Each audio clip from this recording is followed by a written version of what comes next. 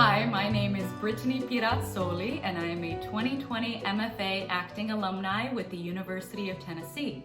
And this CBT story comes from a patron in honor of her father. He passed away in May of 2019, and he worked at the Clarence Brown Theater Scene Shop in the 1970s.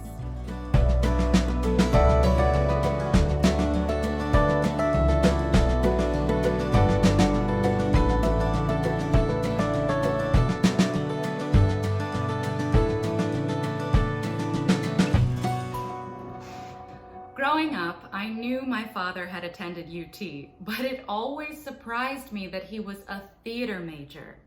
He later attended business school and worked as a financial analyst while I was growing up. My dad described his experience discovering theater like this. One day I was walking by the Clarence Brown after class and the scene shop garage door was open. I heard the sounds of big machines inside, so I walked in and watched workers putting a set together for a production. I thought, this stuff is really cool. They put me to work, and I never left. I loved hearing stories that my dad had about being a set builder for the legendary scenic designer Bob Cothran.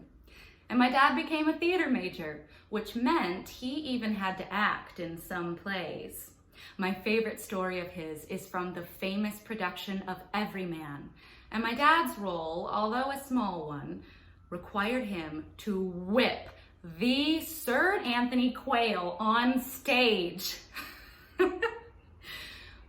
My dad was a great storyteller, and this story was one of his funniest. After his graduation from UT, my dad worked for the Clarence Brown Theater Scene Shop for 7 years. His official university title was head cabinet maker, which always made me giggle.